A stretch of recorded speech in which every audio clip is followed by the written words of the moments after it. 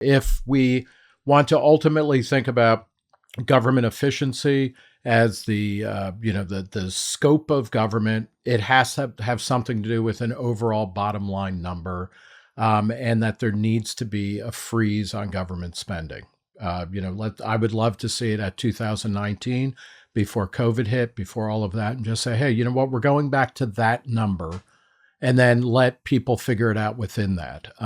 What I worry about with the Department of Government Efficiency is because it is not an actual government agency, it has already been kicked into that kind of netherworld territory of the Grace Commission and other government commissions that are appointed going back to at least Teddy Roosevelt's time, where you have a bunch of outside people saying, hey, you know what, let's get rid of all of this shit that I don't like or that the perceived constituents don't like. So we'll, get ready to hear a lot about getting rid of the, National Endowment for the Arts, National Endowment for the Humanities, all of which, we can absolutely do without. And we should start taking all of the small change off the table.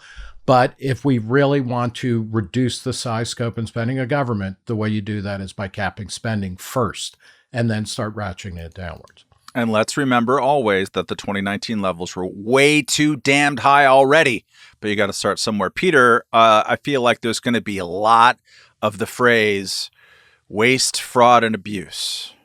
Waste, fraud, and abuse. You have covered the difficulty. I believed you analogized it to whack-a-mole with waste, fraud, and abuse in the Medicare system. Can you explain the challenges that they might have, these dodgesters, with going after waste, fraud, and abuse?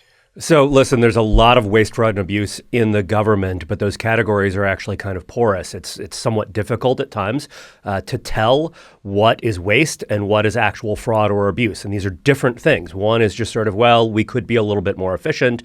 Actual active fraud is a different category of things. That is people scamming the government. That happens a lot with Medicare and Medicaid in Florida in particular, although they have done some crackdowns. There's historically been a huge amount of just active fraud in which medical providers or crank quasi-medical providers, and I'm not talking about RFK here, right? Like they set up these little storefronts and then they bill for stuff that they don't do. This is a whole subplot in the Vince Vaughn Apple TV show Bad Monkey right now, because it's set in Florida and it happens a lot in Florida, and Florida's economy is like a Medicare fraud economy. Rick Scott didn't exactly do that.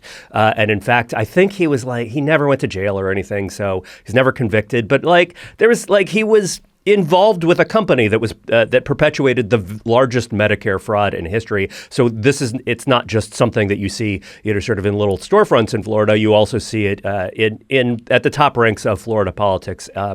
And this is, I think, it's good, of course, to try and root this stuff out. It's good to have less waste, fraud, and abuse in the government. At the same time, it's just not going to provide you a path towards a balanced budget. It's not going to fix the deep problems with government. And I think that anytime you see somebody say, look, that's the main thing that we're going to target, that tells you that they are probably not really serious about addressing the deep problems with the American government's fiscal picture, which are mostly related to entitlements, to a lesser extent with defense spending. And then all of that comes back to pile on the debt, and which creates interest payments. And right now, the biggest category of waste is interest, I should say waste, but the biggest category of government spending that is growing the fastest is interest on the debt.